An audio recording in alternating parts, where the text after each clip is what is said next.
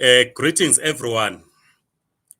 We want to discuss amalobolo, bride price. To what extent do amalobolo or paying of the bride price contribute to violence at home?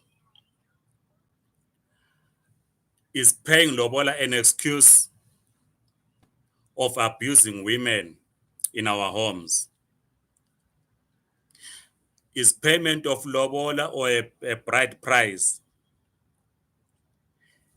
taken as just like buying a commodity in a shop? What are your views on the payment of lobola? Should it be abolished? Should it be kept as part of our tradition and culture? What is the origin of amalobolo bride price? I am Ngabuto Nicholas Mabena. I'm the General Secretary of the Zimbabwe Communist Party. I'm the Chairman of the Zimbabwe Community in South Africa, also Executive Member with the African Diaspora Forum. Please like this video, subscribe, circulate, so that we continue to engage on this critical important in our society. A lot of families or tribes or ethnic groups,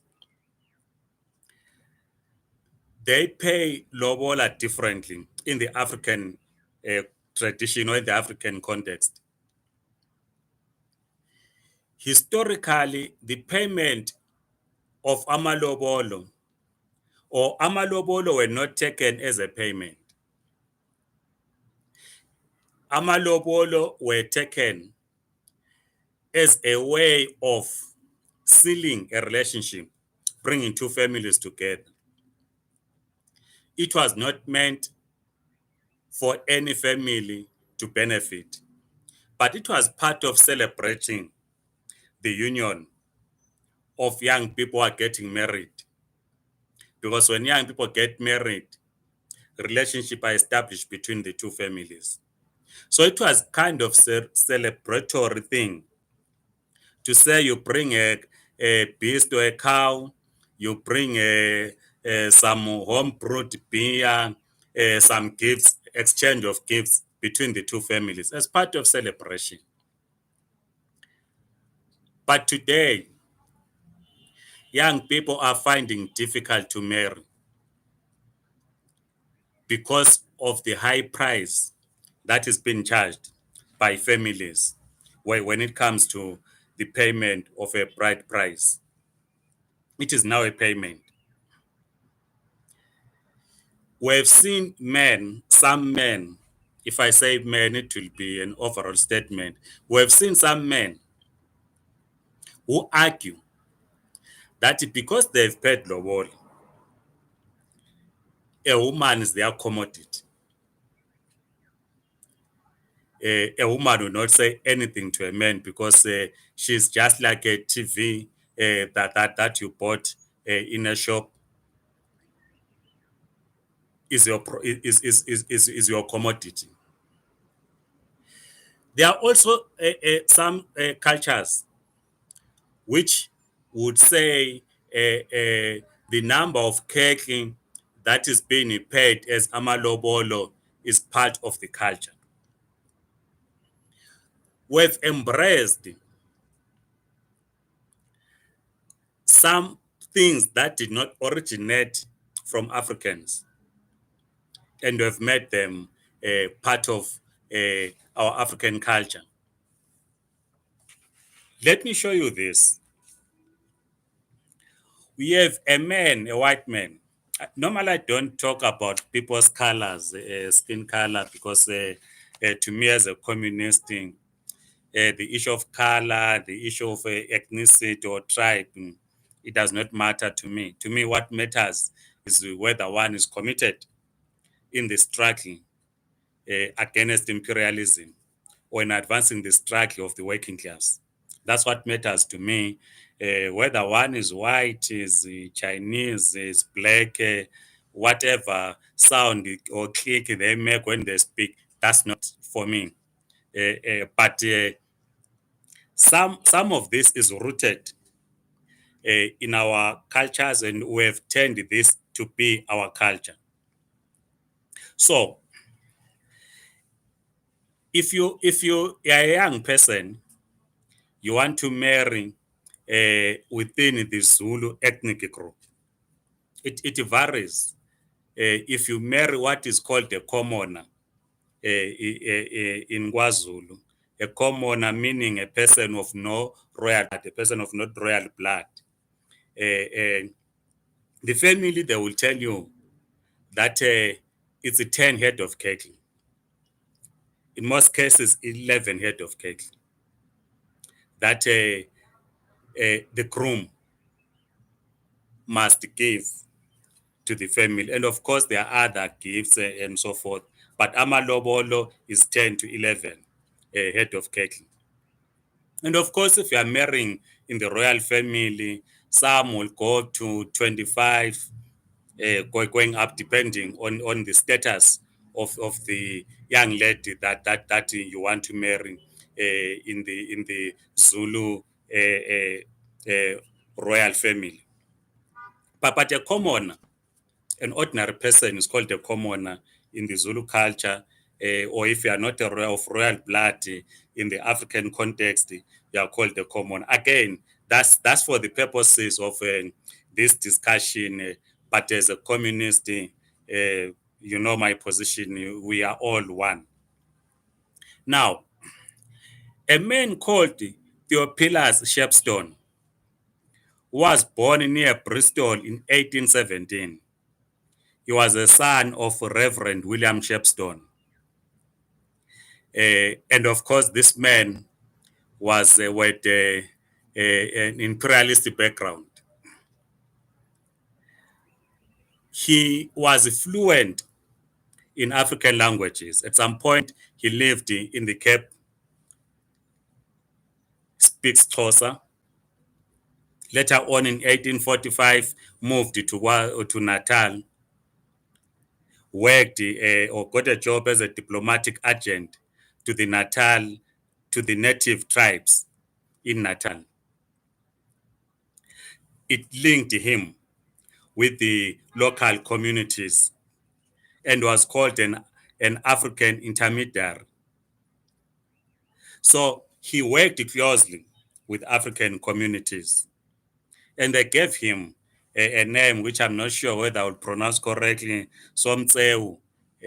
My Zulu brothers and sisters will correct me, but it's spelled Somtseu.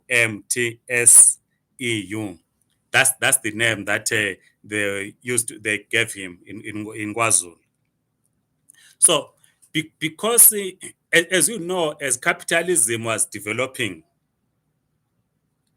in South Africa, in Zimbabwe, in the African continent, young men were forced to go to work, were to pay hard tax.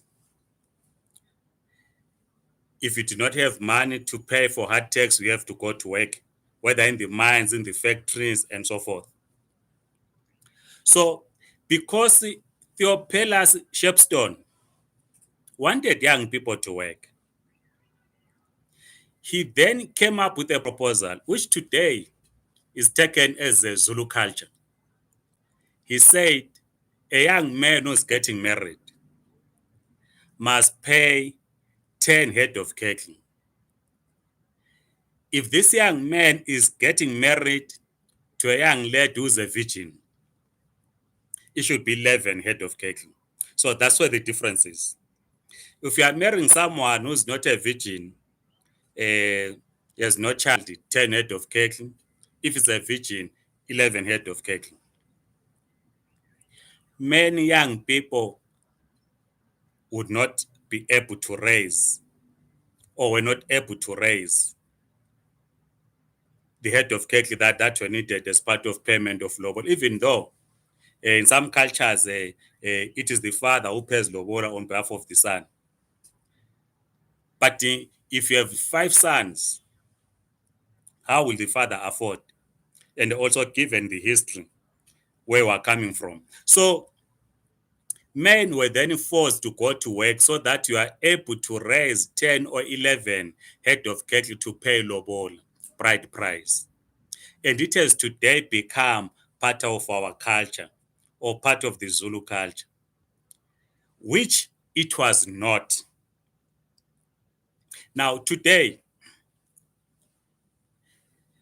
people are asked to pay a cell phone. Someone is asked to bring a laptop as part of lobola. It becomes difficult in our days to negotiate for lobola. And the question we want to discuss, we're asking, should we abolish lobola? From a Marxist point of view, we must abolish lobola. That is not negotiable. We cannot treat women as commodities.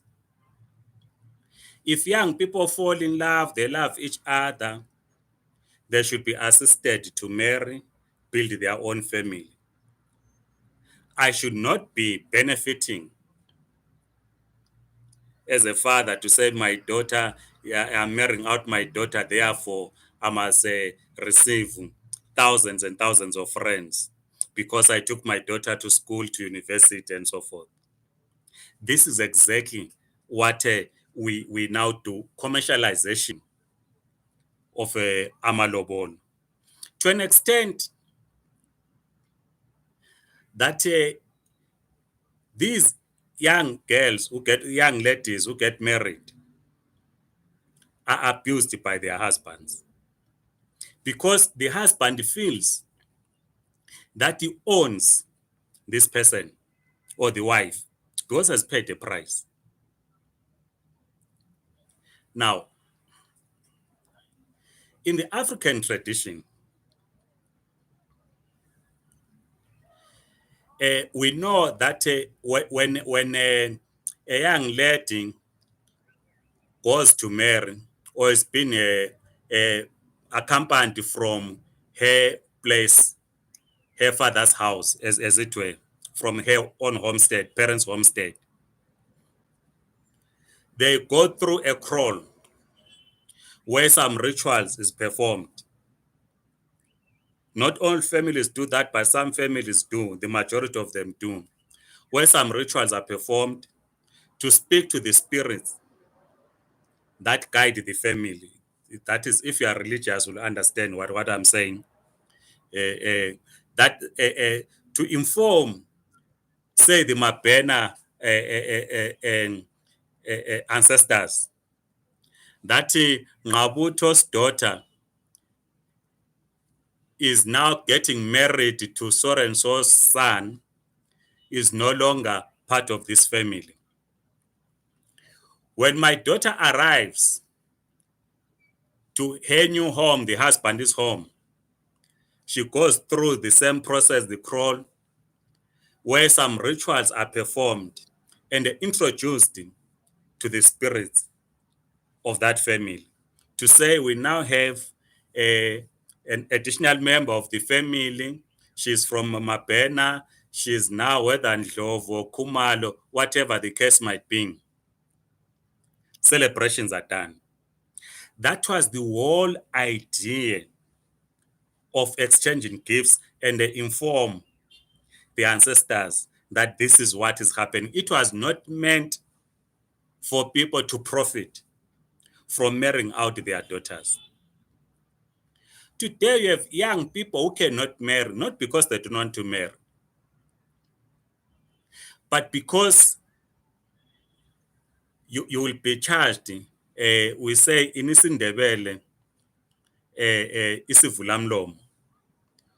Or firstly, before you enter the homestead, you have to be charged for entering the homestead. When you have entered the homestead, in fact, you don't actually enter the homestead. Someone comes and collects the money for you to enter the homestead, for your delegation to enter the homestead when you are going for negotiations. That's the first payment that is done. The second one, you gather whether in a hut or whatever case might be, where we are seated, the two families, you cannot open your mouth. Isivulamlomo. It's a price. Some will say a goat, some will say a cow, some will charge in the one money for that. Once you are now been cleared to talk, you then inform the family while you are there. Is now called ukangaziwe. There's also ukangaziwe isivulamlomo ukungena egumeni, which is charged. Then amalobolo comes in. So you might find that before you even talk of amalobolo, just to get into the home, to have the right to speak because they have to pay, and the people cannot speak to a person that they do not know. For you to be known, you have to pay. You realize that you have paid some, they will have charged you around 15,000 rands before the lobola comes. So you end up paying about 70,000, 80,000, 100,000 rands. In some cultures, is more, which then makes it difficult for young people to get married. When they get married, they then see women as commodities. But of course, there are women who feel that if lobola is not paid to them, they are cheap. A lady, in some cultures, a young lady will not agree to go to her supposedly husband's home without lobola being paid. Because the reasoning is that if lobola is not being paid, the man will not commit. She is taken as cheap. She's just like a umaslalisan. So they will want lobola to be paid.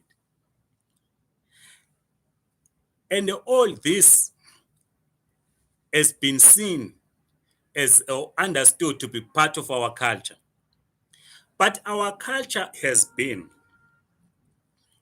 if a young man finds love, or if the two are in love, there's a process of informing the families. Prepare for the gifts, as I was explaining, how the bride will leave their home and finally gets accepted to her husband's home. Exchanging simple gifts as part of building this relationship. Not paying 11 head of cattle, which is not the culture. But today we say it's the culture, but it was introduced by Shepstone. So the question therefore that we're asking, that we're discussing, does payment of lobolo contribute to the abuse of women in our homes? We want to hear your views as we discuss this matter. Please write your comments. Let's continue to discuss. I'm Ngabuto Nicholas Mapena. Please like the video, subscribe, write your comments. We'll continue to discuss. Thank you so much. Bye-bye.